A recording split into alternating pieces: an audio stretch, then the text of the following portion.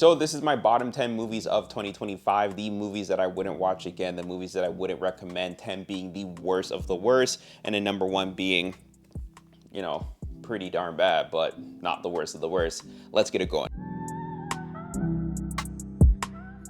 Kicking it off with I Know What You Did Last Summer, I just feel like this movie didn't necessarily know what it was doing with itself. So yeah. Next, I have Anaconda, and I feel like Sony is at this point of being like, hey, let's keep turning classic franchises into reboots, and let's have them starring Jack Black because at least his humor is going to carry the films.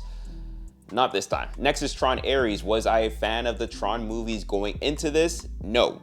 Did this movie make me a fan of the Tron series? Absolutely not. The next film I have here is going to be a hot topic, but I'm putting Demon Slayer Infinity Castle. Look, man, I read the manga, so I knew what fights were gonna happen. I visualized something completely different as I was reading the manga, and they let me down. Next, I have Karate Kid Legends. I don't know why they genuinely thought, let's combine multiple generations into one film and thinking it's gonna work. Next is The Conjuring Last Rites, and I'm curious to know why they chose one of the scariest cases and really just turn it into a love letter to the Warrens, a farewell to the Warrens. Next is a film by Netflix called Delicious. Kind of left a bad taste in my mouth. Get it? Because delicious.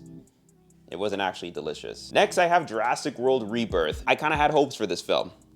They let me down. Next, I put Wolfman. Almost every single year in January, a horror film that has a lot of potential, and then it ends up being a classic horror for January. And the worst movie of 2025 is Valiant 1. Couldn't even finish this film. I'm curious to know what you have as the worst movie of 2025. Let's get the conversations going, and yeah, that's about it.